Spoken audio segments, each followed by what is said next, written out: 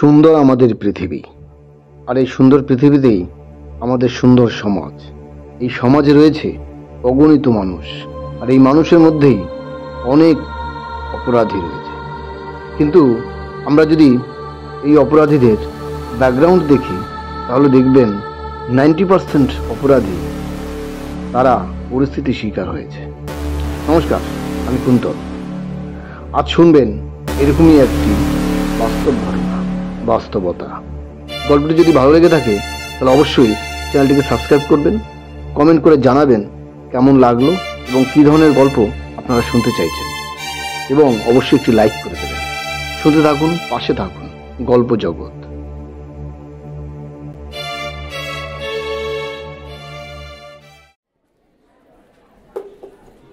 দাদা, কাজের টাকাটা দিন। এখন পেমেন্ট হবে না, 500 টাকা নিয়ে যাও, ওর দেখছি। এভাবে বললে হয় বলুন তো? 1 মাস ধরে আপনি পেমেন্ট ক্লিয়ার করছেন না, সংসার কি করে চালাবো? আরে পার্টি আমাকে টাকা না দিলে আমি কি করব? এখন আর মাথা কেউ না, বাড়ি যাও। আর যে টাকা দিয়েছি সেটা দিয়ে কাজ চালিয়ে নাও, চল।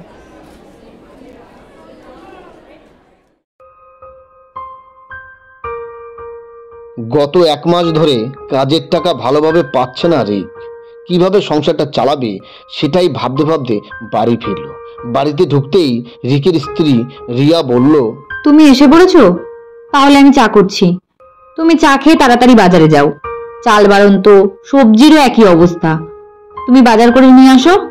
আর শোনো, একটু ভালো মাছ আনবে, অনেকদিন মাছ খাইনি। ভালো করে রান্না করে দুজনে একসাথে খাবো। কথাগুলো শুনে রিকের মুখটা থমথমে হয়ে গেল। কি বলবে সেটাই ভাবছে। রিয়া আবার বলল, কি হয়েছে? মুখটা অমন করে রেখেছো কেন? কি হয়েছে? কি আর বলবো, আজও মাত্র 500 টাকা দিয়েছে আর বলেছে পরে টাকা দেবে। এটা দিয়েই যেন কোনো রকম ভাবে চালিয়ে নি। কি বলছো? মাত্র 500 টাকা দিয়েছে? এই টাকায় কি করে চলবে? চাল লাগবে, ডাল লাগবে, সবজিও লাগবে। এত কিছু কিভাবে আনবে? এইভাবে কি সংসার চলে? আমি কি করব বলো তো? এ নিয়ে 4-5 জন কন্ট্রাক্টর তো পাল্টালাম। যে টাকা ঠিক দেয় তার কাজ রেগুলার থাকে না, আর যার কাজ থাকে সে আবার পেমেন্ট ঠিক মতো দেয় না। তোমাকে এই জন্য প্রথম থেকে বলেছি, পড়াশোনা তো কম করনি, একটা চাকরির তো ব্যবস্থা করতে পারো। ঠিক বলেছো তো, আমি তো ভুলেই গেছি। কোথায় যেন আমার বাবা একটা কোম্পানি খুলেছে না, আর আমার দাদুও তো একটা কোম্পানি খুলেছিল, সেখানেই যাব। হ্যাঁ, সেখানেই যেতে হবে। এই শোনো, তোমার দাদুকে নিয়ে তুমি যা খুশি বলো, কিন্তু আমার বাবাকে নিয়ে কিছু বলবে না। তুমি বেকার জেনেও আমি ভালোবাসি বলে তিনি নিজে দাঁড়িয়ে থেকে আমাদের বিয়ে দিয়েছে। আমি মানছি সে তেমন কিছু দিতে পারেনি, কিন্তু তার যতটুকু সামর্থ্য সে ততটুকু দিয়ে আমাদের জিনিস করে দিয়েছে। কিন্তু সে জিনিসও তুমি রাখতে পারোনি। সংসার চালাতে গিয়ে একে একে সব বিক্রি করতে হয়েছে। তুমি অকারণেই রেগে যাচ্ছ। আমি কি এমনি এমনি বলেছি এ কথা? তোমার কথার উপর ভিত্তি করেই তো বলেছি। আমি কি এমন বলেছি? বলার মধ্যে তো শুধু এটাই বলেছি, তুমি পড়াশোনা তো ভালো জানো, তাই দিনমজুরি কাজ ছেড়ে একটু চাকরির ব্যবস্থা তো করতে পারো। তাতে আবার বাবাকে টানার কি হলো? সেই জন্যই তো কথাটা বললাম। আরে বাবা, চাকরি কোথা থেকে হবে? সব কলকারখানা বন্ধ হয়ে যাচ্ছে, সরকারি চাকরিতে ভ্যাকান্সি নেই। চারদিকে খবর শুনতে পাও না? যারা চাকরি পেয়েছে উল্টে তাদের চাকরি খোয়া যাচ্ছে। তারা দিনের পর দিন রাস্তা নেমে মিছিল করছে, ধর্নায় বসছে। এবার বলতে পারো তাহলে কি কারো চাকরি হচ্ছে না? হচ্ছে, তবে যারা খুব ব্রিলিয়ান্ট তাদের। আর যাদের ঘুষ দেওয়ার পয়সা আছে আর এক শ্রেণীর, যাদের রেকমেন্ড করার মতো লোক অফিসার পদে বসে আছে। আমাদের সাধারণ কোয়ালিটির মানুষের চাকরি নেই। যাই, তুমি যখন বলেছো তখন না হয় কাল থেকে কোম্পানিগুলোতে গিয়ে দেখবো। এখন এই 500 টাকা দিয়ে কাছের দোকান থেকে অল্প চাল, ডিম আর তেল নিয়ে আসি, তুমি রান্না বসাও। পরদিন সকালে রিক তার সমস্ত ডকুমেন্ট নিয়ে বিভিন্ন কোম্পানিতে ঘুরতে লাগলো, কিন্তু কোনো কোম্পানিতেই নিল না। দিন শেষে বাড়ি ফিরে এলো। বাড়িতে ঢোকার সাথে সাথেই রিয়া বলল, কোথাও কাজ পেলে? না গো, তোমাকে বললাম না, আমাদের মতো সাধারণ মানুষের জন্য কোথাও চাকরি নেই। আরে কি বললো কোম্পানিগুলো, সেটা তো বলো। কি আর বলবে, ম্যাক্সিমাম কোম্পানিতে ভ্যাকান্সি নেই, আর যে দু এক জায়গায় আছে সেখানে বললো চাকরি পেতে হলে 2 লাখ টাকা ঘুষ লাগবে, অথবা কোনো হেভিয়েট ব্যক্তির রেকমেন্ড লাগবে। আমার দুটোর একটারও নেই, তাহলে কি করে চাকরি হবে বলো? এমন সময় রিকের এক বন্ধু বাইরে থেকে ডাক দিল। রিক, রিক, বাড়িতে আছিস নাকি? হ্যাঁ। তুই শ্যামল? হ্যাঁ। তাহলে বাইরে বেরিয়েছিস কেন? ঘরে আয়। আরে না না রে, ঘরে যাবো না, তুই বরং বাইরে আয়, কিছু কথা আছে। রিক ঘর থেকে বেরিয়ে এলো। শ্যামল বলল, শোন, আমি জানি তুই একটা কাজ খুঁজছিস। হ্যাঁ রে, এই মুহূর্তে আমার একটা কাজ দরকার, তা না হলে না খেয়ে মরতে হবে। আরে সেই জন্যই তো এলাম। শোন, তুই আমার সাথে পার্টি অফিস চল, বিধায়কের সাথে তোর কথা বলিয়ে দেবো, উনি কোনো একটা কাজের ব্যবস্থা তোকে ঠিক করে দেবে। রিক এক মুহূর্ত নষ্ট না করে শ্যামলের সাথে পার্টি অফিসে গেল।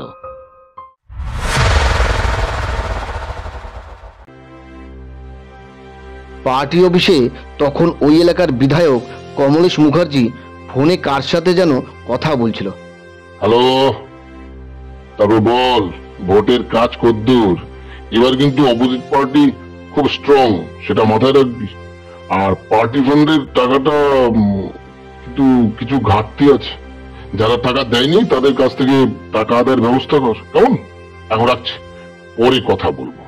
ফোনটা রাখার সাথে সাথেই শ্যামল বলল, আসবো দাদা?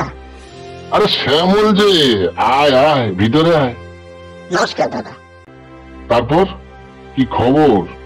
খবর সব ঠিক আছে, কিন্তু আপনার কাছে একটা ডিমান্ড নিয়ে এসেছি। ডিমান্ড? সেটা কি রে? দাদা, এই আমার বন্ধু রিক, এর একটা কাজের খুব দরকার, আপনার কাছে বড় আশা করে এসেছে। আপনি যদি ওকে একটা কাজের ব্যবস্থা করে দেন, তাহলে ওর সংসারটা বেঁচে যায়। ঠিক আছে, তুই যখন নিয়ে এসেছিস তখন কাজ একটা দিয়ে দেবো, চিন্তা করিস না। তুই বাড়ি যা, আমি ওর সাথে কথা বলে নিচ্ছি। শ্যামল চলে যায়। বিধায়ক কমলেশ রিককে বসতে বলে। রিক একটা চেয়ারে বসে। অমনি কমলেশ বলে, পড়াশোনা করেছো? হ্যাঁ, গ্রাজুয়েশন কমপ্লিট করেছি। বাহ, খুব ভালো। তা তোমার সংসারে কে কে আছে? আমি আর আমার স্ত্রী। বাবা মা অনেকদিন আগেই মারা গেছে। বাচ্চা নেই? না, বিয়ে করেছি এই 1 বছর হলো, আর কাজকর্ম সেরকম ভালো পাইনি বলে এখনো বাচ্চার প্ল্যান করিনি। বুঝিনি তো একটা বাচ্চার কত খরচ। স্বামী স্ত্রী দুজনের পেট চালাতে গিয়েই নুনান্তে পান্তা ফুরায়, আর সেখানে যদি আবার একটা বাচ্চা হয় তাহলে তো হয়ে গেল। বেশ, বুঝলাম। তা তুমি কিরকম মানুষ? মানে আমি বুঝলাম না, আপনি কি বলতে চাইছেন? বুঝতে পারলে না? না, আমি বলতে চাইছি তোমার প্রকৃতি, মানে তোমাকে যেরকম কাজ বলবো তুমি সেটাই করতে পারবে? হ্যাঁ, আমি আমি পারবো। সংসার বাঁচাতে, আমার স্ত্রীকে একটু সুখে রাখতে আপনি যা বলবেন আমি করতে পারবো। বেশ, তোমার কাজ পাকা। তোমাকে কি করতে হবে ওসব নিয়ে দেবো না, যখন কাজে যোগ দেবে তখন বলে দেবো, কেমন? চিন্তা করো না, কঠিন কোনো কাজ তোমাকে আমি করতে দেবো না, তোমার সেটা করতে হবে না। খুব পরিশ্রম করতে হবে এরকম কাজও তোমাকে দেবো না, খুব সামান্য কাজ দেবো, কেমন? এখন বলো যে এই যে তোমাকে আমি কাজ দিলাম, তাতে তোমার সংসারে যে দারিদ্রতা ছিল সেটা দূর হয়ে গেল, তুমি এবার হ্যাপি, তাই তো? তা এর বিনিময়ে আমি কি পাবো? আমার তো কিছুই নেই দাদা, আমি আপনাকে কি দিতে পারি? ঠিকই বলেছ, কিছুই নেই। তবে কি জানো, কিছু না থাকার মধ্যেও এমন একটা জিনিস তোমার কাছে আছে যেটা আমার এত কিছু থাকার সত্ত্বেও নেই। আপনি কি এমন জিনিসের কথা বলছেন যেটা আমার কাছে আছে অথচ আপনার কাছে নেই? বউ। হ্যাঁ, আমার বউ নেই, তোমার বউ আছে। তার মানে? কি বলতে চাইছেন? ভয় নেই, ভয় নেই, একেবারে চাইছি না। শুধুমাত্র একটা রাতের জন্য। এসব আপনি কি বলছেন? আমি ঠিকই বলছি। তোমাকে আমি কাজ দেব, তার বিনিময়ে এক রাতের জন্য তোমার স্ত্রীকে আমার কাছে দিয়ে দেবে, ঠিক আছে? এখন যাও। রিকের মাথায় যেন বাজ পড়েছে। এ কি বলছে? বিধায়ক মশাই কাজের জন্য নিজের স্ত্রীকে তুলে দিতে হবে পরপুরুষের হাতে? এ- এ কথা এ কথা কি করে রিয়াকে বলবে? এই কথা চিন্তা করতে করতে বাড়ির দিকে পা বাড়ালো। বিধায়ক কমলেশ মুখার্জি একজন অতি নিম্নমানের রুচিসম্পন্ন মানুষ। সমস্ত পাপ কাজ অনায়াসে করেন। তার চরিত্রের সবচেয়ে বড় দোষ মহিলাদের প্রতি দুর্বলতা। আর এলাকার এমন কোনো মহিলা নেই যে বিধায়ক মহাশয়ের নজরে পড়লে তার সাথে রাত কাটাতে বাধ্য হয়। যেভাবেই হোক বিধায়ক মশাই তাকে একবার বিছানায় নিয়ে গেছেই। রিক বাড়ি ফিরে বিধায়কের বলা সব কথা রিয়াকে বলল। অমনি রিয়া তেলে বেগুনে জ্বলে উঠে বলল, ছি ছি, তুমি এসব কি বলছো? বিধায়ক তোমাকে কাজ দিয়েছে বলে তুমি তোমার স্ত্রীকে তার হাতে তুলে দেবে? তোমাকে পুরুষ মানুষ ভাবতে না আমার ঘৃণা হচ্ছে। তুমি পুরুষ না হলে মহিলা হলে ভালো হতো। অ্যাটলিস্ট তোমার মুখ থেকে আমার এসব কথা শুনতে হতো না। আমি সব বুঝতে পারছি রিয়া, কিন্তু কি করবে বলো? এছাড়া তো আমার কাছে অন্য কোনো উপায় নেই। তুমি তো নিজেই দেখলে কাজের চেষ্টা কি কম করেছি? কোথাও ঠিক মতো কাজ পেয়েছি? তাই তাই বলছি তুমি আর না করো না। একটা রাতের তো ব্যাপার, কেউ জানতে পারবে না। তাছাড়া তোমার তো ভার্জিনিটি নষ্ট হয়ে গেছে। এই একটা রাতের বিনিময়ে আমাদের সংসারের হাল ফিরবে। আমরা আমরা ভালোভাবে খেয়ে পরে বাঁচতে পারবো। উম, এরপর তো আমাদের সন্তানও লাগবে, তাই না? ঠিক আছে, আমি রাজি, কিন্তু শুধু একটা রাত তো। হ্যাঁ, শুধু একটাই রাত, আর কখনো তোমার যেতে হবে না। কখন যাব? কাল সন্ধেবেলা আর পরশু সকালবেলা বাড়ি চলে আসবে। সকালে বিধায়কের বাড়ি থেকে বেরোলে লোকে তো আমায় দেখতে পাবে। তখন যদি আমাকে নানা রকম প্রশ্ন করে, বিধায়কের বাড়িতে আমি রাতে কি করেছি, তখন আমি কি উত্তর দেব? আরে না না, বিধায়ক বলেছে তোমাকে ওর লোকেরা গাড়ি করে চৌরাস্তার মোড়ে ছেড়ে দেবে। ওখান থেকে তুমি হেঁটে বাড়ি চলে আসবে, ঠিক আছে? আর গাড়িতে থাকলে তোমাকে কেউ দেখতেও পাবে না। পরদিন সন্ধেবেলা রিয়াকে রিক বিধায়কের বাড়ি ছেড়ে দিয়ে এলো। বিধায়ক রিয়াকে দেখে বলল, এসো আমার এক রাতে রানী। কথাটা শুনেই রিয়ার শরীর ঘৃণায় ঘিন ঘিন করে উঠল। তবুও হাসি মুখে বিধায়কের কাছে গেল এবং বিধায়ক মনের স্বাদ মিটিয়ে সারা রাত রিয়াকে নিয়ে সঙ্গমে মেতে উঠল।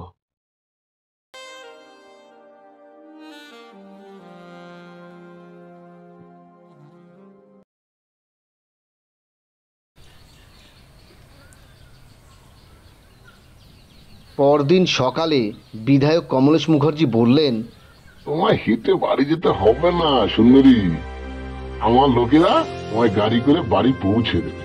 সারা রাত এত মজা দিলে আর আমি তোমার জন্য এতটুকু করবো না? হ্যাঁ, তাই কি হয়? আর হ্যাঁ, তোমার স্বামীকে বলো 10টা নাগাদ যেন পার্টি অফিসে চলে যায়। হ্যাঁ, কেমন? ওর কাজ ফাঁকা। রিয়া কিছু না বলে সোজা গাড়িতে উঠে পড়ল। মানুষ আজ কতটা নিজে নেমে গেছে। আমার স্বামী আজ কাজ নেই বলে একটা কাজ দেওয়ার জন্য বাবার বয়সী লোক আমায় ব্যবহার করলো। হে ঈশ্বর, তুমি আমাকে ক্ষমা করো। আমি কখনো ভাবিনি নিজের স্বামী ছাড়া অন্য পুরুষের বিছানায় যাব। কিন্তু আমার স্বামীর একটা কাজের খুব দরকার, নয়তো না খেতে পেয়ে আমাদের মরতে হবে। তাই বাধ্য হয়ে সব কাজ করেছি।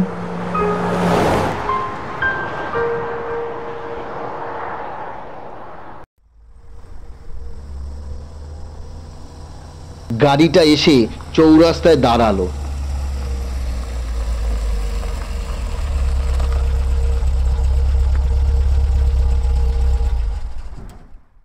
রিয়া বাড়ি ফিরে গেল। ঘরে ঢুকেই বলল, তোমাকে তোমার বিধায়ক দাদা 10টায় যেতে বলেছে, কাজ তোমার পাকা।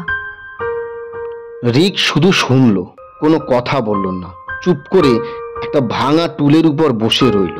10টার সময় পার্টি অফিসে গেল। বিধায়ক কমলেশ মুখার্জি বললেন, আরে রিক, আয় বস। এই, তোমাকে আমি তুই করেই বলছি, হ্যাঁ, কিছু মনে করিস না। না না, মনে করবো না, বলুন। আজ আমি খুব খুশি, বুঝলি?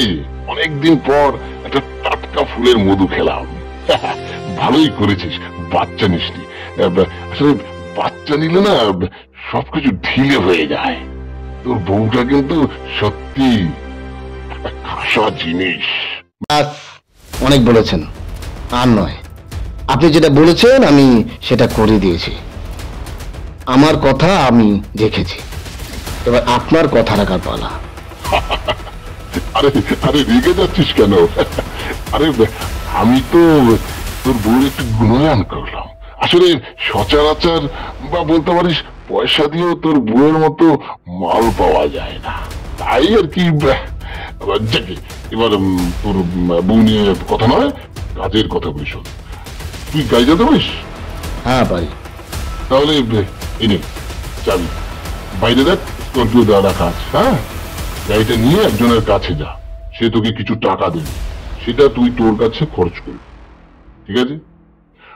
আর টাকার সাথে দুটো জিনিস দেবে, সেটাও তুই তোর নিজের কাছে রাখবি, কাজে রাখবি। এরপর ওখান থেকে বেরিয়ে রতন নামে এক প্রমোটারের কাছে যাবি, ঠিক আছে? ওখানে গিয়ে বলবি আমি তোকে পাঠিয়েছি, পার্টির জন্য যে টাকা বাকি আছে পার্টি ফান্ডের, সেটা যেন তোকে দিয়ে দেয়, ঠিক আছে? তুই এখন যা, কাজগুলো চটপট করে ফেল। আর এই নিয়ে কার্ড, এই কার্ডে না দুজনেরই নাম লেখা আছে। প্রথম যে জায়গায় যাবি আর পরে যে প্রমোটারের কাছে যাবি, দুটোরই ঠিকানা লেখা আছে, ঠিক আছে? এবং লোকটার কাছে যাবি, জিনিসটা কি টাকা নিবি, আর তারপরে প্রমোটার যাবি, ওকে? যাও। রিক গাড়ি নিয়ে বেরিয়ে পড়ল।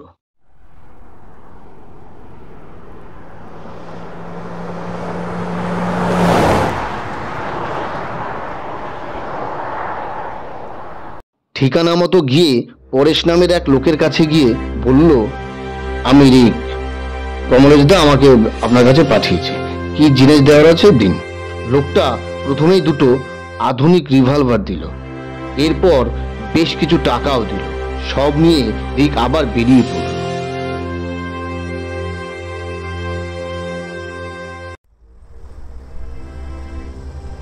একটা সদ্য তৈরি হওয়া ফ্ল্যাট বাড়ির সামনে এসে গাড়ি থেকে নেমে সিঁড়ি বেয়ে উপরে উঠে প্রমোটার রতনের কাছে গেল রিক।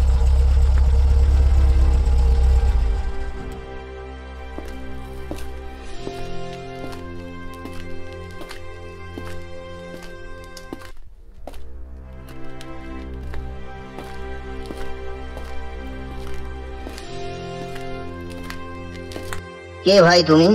তোমাকে তো চিনতে পারলাম না। এখানে কি দরকার? আমি রিক, বিধায়ক কমলেশ মুখার্জি আপনার কাছে পাঠিয়েছে। পার্টি ফান্ডে যে টাকা বকেয়া বাকি আছে সেটা দিতে বলেছে। টাকাটা দিয়ে দিন, আমি এক্ষুনি চলে যাব। আরে থাম, আমি হারামে রোজগার করি না, রক্ত জল করে পয়সা রোজগার করি।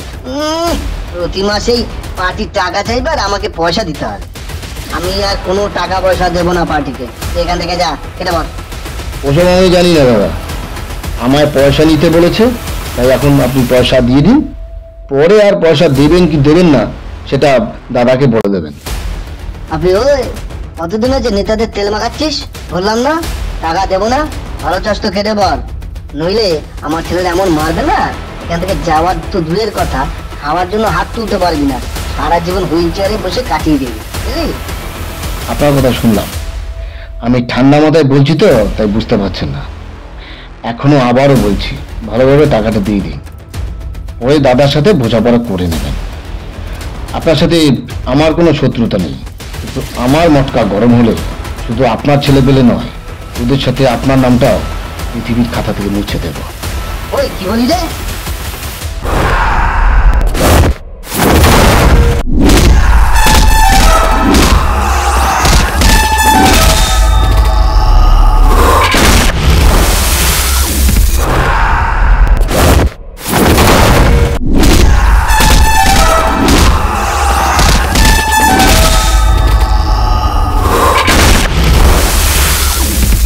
বলেছিলাম না মটকা গরম করবি না। আম সরি, আমাকে ক্ষমা করে দাও। But I am sorry. আমি যেটা বলি সেটাই করি, ফাঁকা বলি উড়াই না।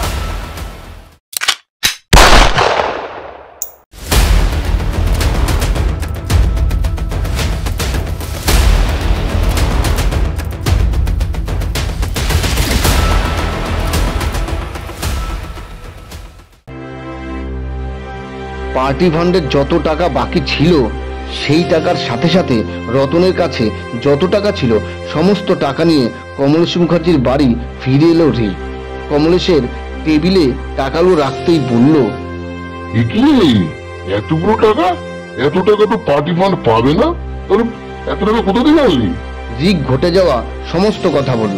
তা শুনে রীতিমতো অবাক হয়ে গেলেন বিধায়ক কমলেশ মুখার্জি। তারপর বললেন, উড়িষ্যা, তোকে ভেবেছিলাম তুই বনের কোনো একটা পশু হবি, কিন্তু তুই তো সেরেনি ক্লাস। সাবাস, তোর নাম বদলে দিলাম। আজ থেকে তুই রিক না, এই ভয়ঙ্কর দুনিয়ার সমস্ত অপরাধীর কাছে তুই আজ থেকে রাজ।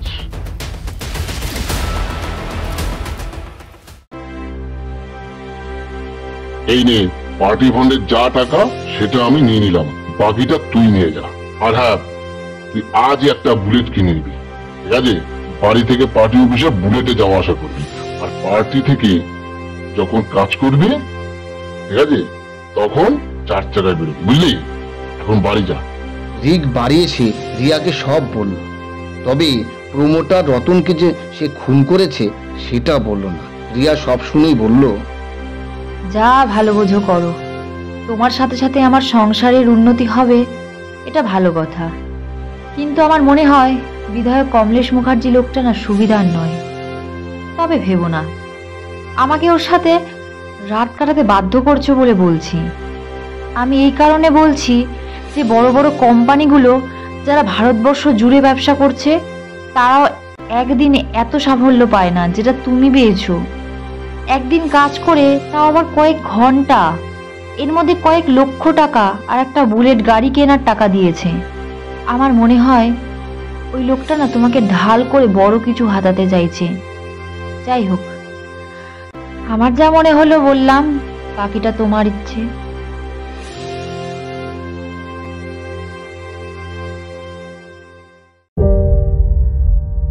রিক কিছু বলে না, কিছুক্ষণ চুপ করে দাঁড়িয়ে থেকে হাত মুখ ধুতে বাইরে যায়।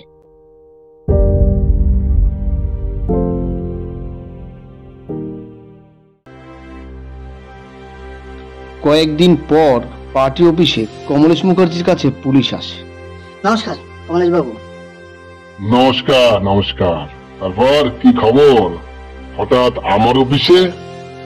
দুদিন আগে তালপুকুরে সদ্য তৈরি হওয়া একটা ফ্ল্যাট বাড়িতে প্রমোটার রতন খুন হয়। সিসিটিভি ফুটেজ দেখেছি, শনাক্ত করতে পেরেছি। ছেলেটি আপনার কাছে নতুন যোগ দিয়েছে।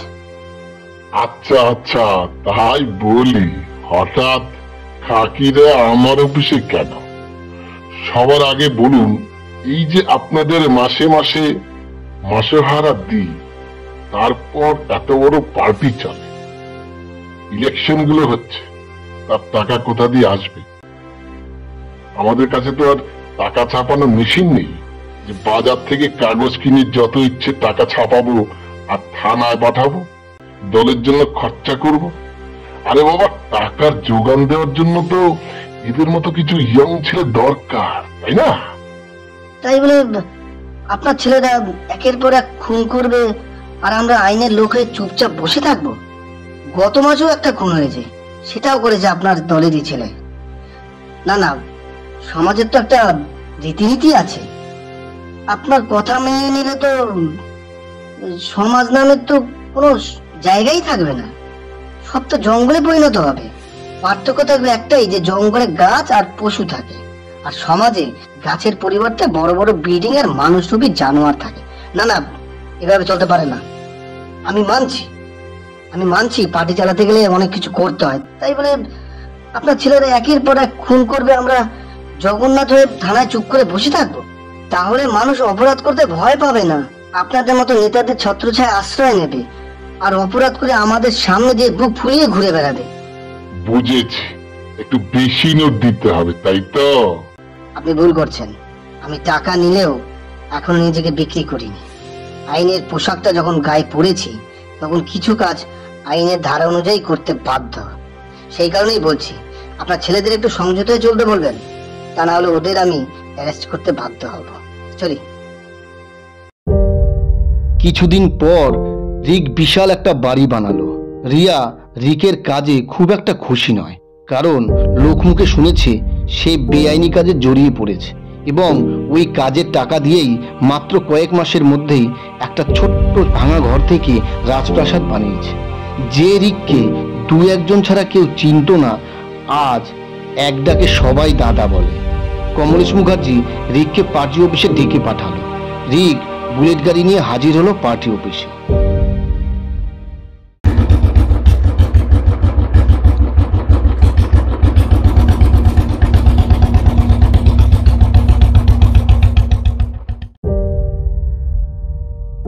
বলুন, ডাকলেন কেন? কমলেশ মুখার্জি বললেন, শোন, কয়েকদিন পরই ভোট, আর এবার অপোজিট পার্টি খুব স্ট্রং। এই জন্যই তোকে বলছি ভোটের দিন কি করতে হবে। প্রথমে সব বুথে বুথে যাবি, লোকের ভাব দেখবি। যদি বুঝিস ভোট আমার দিকে পড়েছে, তাহলে ভোট শেষে নির্বিঘ্নে বাড়ি চলে যাবি। আর যদি বুঝিস ভোট আমার বিপক্ষে পড়েছে, তাহলে বুথে ঢুকে অফিসারদের টাকা ধরিয়ে ছাপ মারবি। যে করেই হোক ভোটে এবার আমায় জিততেই হবে। আপনি ভাববেন না, আপনি জিতবেন, কথা দিলাম। চলি।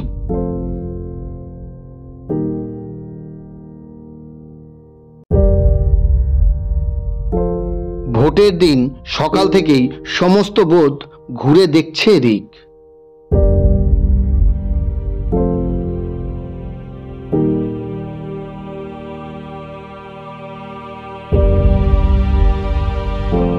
রিক সব বুথেই ঘুরে বুঝেছে কোনো বুথেই কমলেশের পক্ষে সেভাবে ভোট পড়েনি, সব বুথেই কমলেশের বিপক্ষে ভোট পড়েছে।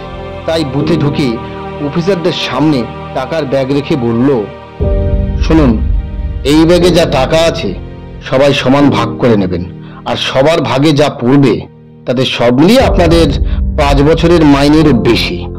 এবার বলি, যদি আপনারা টাকা না নেন তাহলে আমাকে ছাপ দিতে বাধা দেবেন। তাদের প্রবলেম নেই, প্রবলেম আপনাদের, মানে এতে আপনাদের প্রাণ যাবে। আর যদি টাকা নেন তাহলে ছেলে মেয়ে বইয়ের জন্য অ্যাকাউন্টে ব্যালেন্স বাড়বে। 1 মিনিট সময় দিলাম, ভাবুন কি করবেন, তারপরে আমাকে বলবেন। কেউ আর কোনো কথা বলল না। রিক নির্বিঘ্নে ছাপ দিতে শুরু করলো।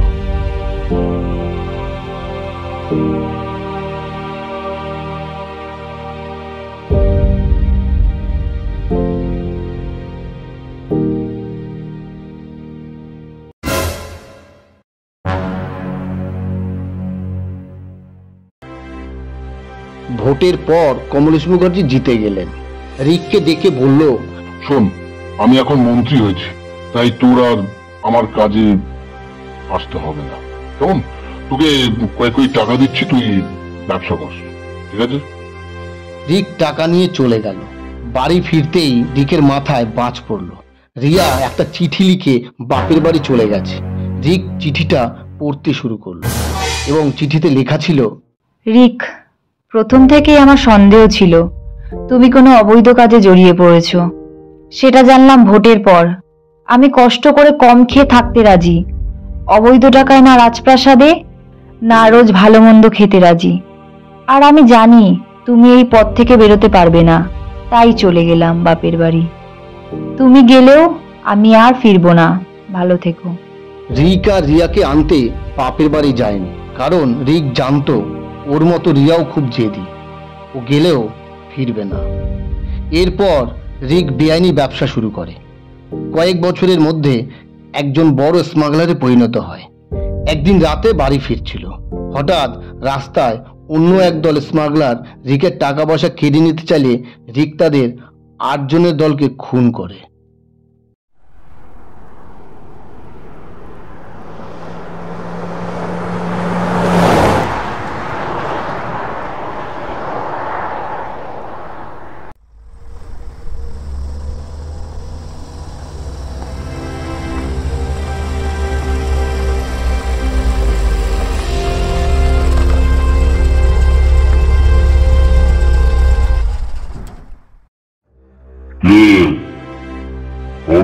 রোজ না? আয় আয়, আজকে তোকে কুচু কাটা করে না সব শ্মশানে পাঠাবো। সালা আমাদের সব কিছু কেড়ে নেওয়া। আয় ওই মর মর ছোট মর। ওই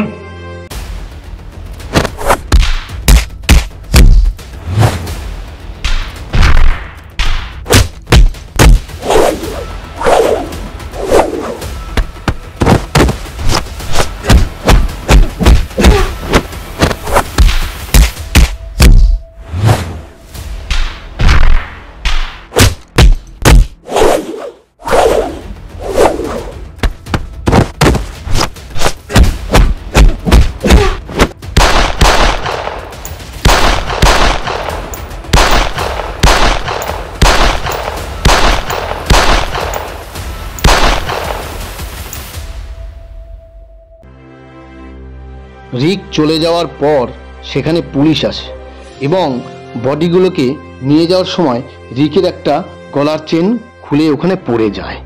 তাই চেনটা দেখে পুলিশ জানতে পারে যে এটা রিকের চেন। তাই রিকের নামে একটা ওয়ারেন্ট বার করে শুটার সাইট এবং একটা পুরস্কার ঘোষণা করে। যে রিককে মৃত অথবা জীবিত ধরিয়ে দিতে পারবে তাকে 10 লক্ষ টাকা পুরস্কার দেওয়া হবে। রিকের নামে যে ওয়ারেন্ট বেরিয়েছে সেটা রিক জানতে পারে না, এটা জানতে পারে ওর পুরনো এক বন্ধুর কাছ থেকে। ওর পুরনো বন্ধু শ্যামল ওকে জানায়, শোনলি, আমি খবর পেয়েছি তোর নামে শুটার সাইড অর্ডার হয়ে গেছে। এখন ভেবে দেখ কি করবি। আমি চলি, ভালো থাকিস। রিক তৎক্ষণাৎ মন্ত্রী কমলেশ মুখার্জির কাছে যায়। তাকে সব কথা বলতেই সে বলে, দেখ, আমি এখন একজন নামি দামি মন্ত্রী, আর তোর মতো এন্টি সোশ্যালের সঙ্গে আমার সম্পর্ক রাখা আমার কেরিয়ারে এমনকি জীবনেও খারাপ প্রভাব পড়বে। তাছাড়া তোকে তো টাকা দিলাম ব্যবসা করতে, আর তুই স্মাগলার হয়েছিস। এর দায় আমার নয়, তোর সমস্যা তুই মেটাবি, কারণ সমস্যাটা তুই খারাপ করেছিস। বাহ মন্ত্রী মশাই, বাহ, চমৎকার। আপনার কাজ মিটে গেছে তাই আমাকে ছেড়ে ফেলে দিচ্ছেন? হ্যাঁ, আমি যেদিন প্রথম এসেছিলাম তখন কি অ্যান্টি সোশ্যাল ছিলাম? একটা কাজ চেয়েছিলাম, আর আপনি তার বিনিময়ে আমার স্ত্রীকে সারা রাত ভোগ করেছেন। তারপর আপনি আমাকে কি কাজ দিলেন? পার্টির হিস্সা তোলা, আর সেই টাকা আনতে গিয়ে খুন পর্যন্ত করতে হয়েছে আমায়। ভোটে বুঝে গেলেন আপনি হেরে যাবেন, তাই আমাকে ছাপ্পা ভোট দিতে পাঠালেন। আমি দিনে দিনে একটা ক্রিমিনাল তৈরি হলাম। হ্যাঁ, এটা ঠিক, আপনি টাকা দিয়েছেন ব্যবসা করতে, কিন্তু ভেবে দেখেছেন আমার মতো একজনের কাছ থেকে সাধারণ মানুষ কিছু কিনবে? কিছু কিনবে? তাই অবৈধ ব্যবসা করেছি। যাই হোক, বীজ গাছ যখন পুঁতেছেন তাহলে তো সেই বীজ ফলটাও খেতে হবে। মানে কি বলতে চাইছিস তুই? আমি বলতে চাইছি আমার নামে তো ওয়ারেন্ট বেরিয়ে গেছে, সেটা তো বললাম আপনাকে। তাই আমি তো বাঁচবই না, কারণ পুলিশ যেখানে দেখবে সেখানেই আমাকে গুলি করবে। কিন্তু মরার আগে জীবনে একটা ভালো কাজ করে যেতে চাই, যেন আমার মতো কোনো অসহায় বেকার যুবক আপনার মতো ভণ্ড নেতার হাতে পড়ে মানুষের চেয়ারে নিয়ে পুষিয়ে পরিণত না হয়। তাই আপনাকে মরতেই হবে। না না না না না না, তুই খুন করবি না। কি করছিস? খুন করবি না।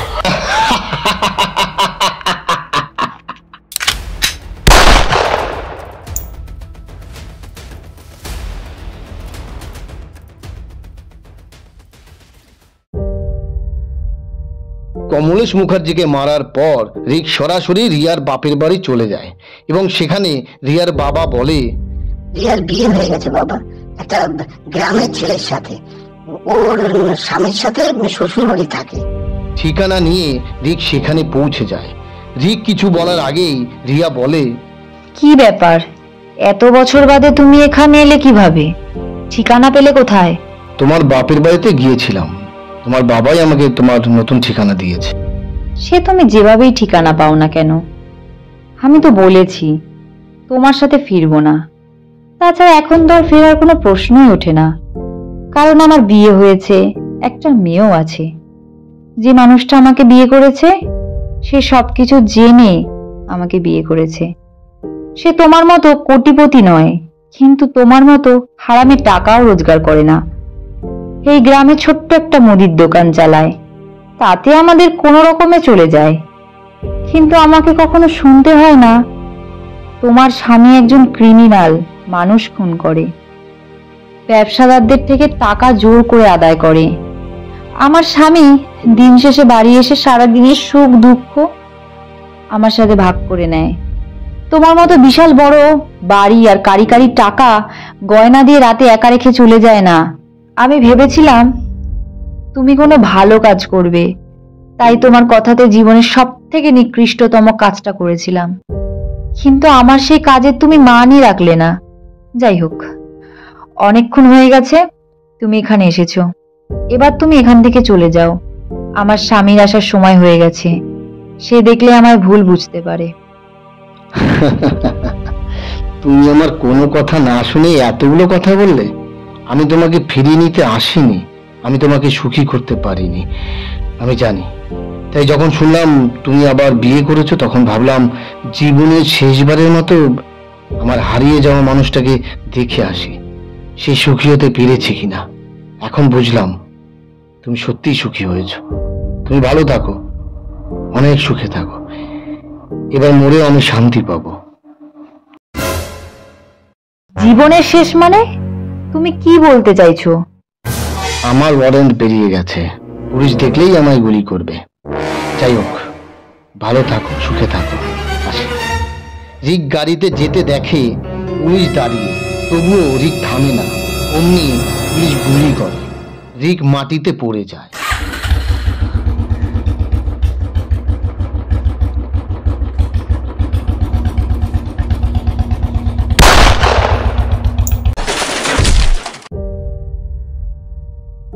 রিয়ার চোখ বেয়ে জল গড়িয়ে পড়ে। এমন সময় রিয়ার স্বামী বাজার থেকে ফিরে রিকের মৃতদেহ দেখে, বলে, কে এই লোকটা? রিয়া অন্যমনস্ক হয়ে বলে, আমার প্রাক্তন স্বামী।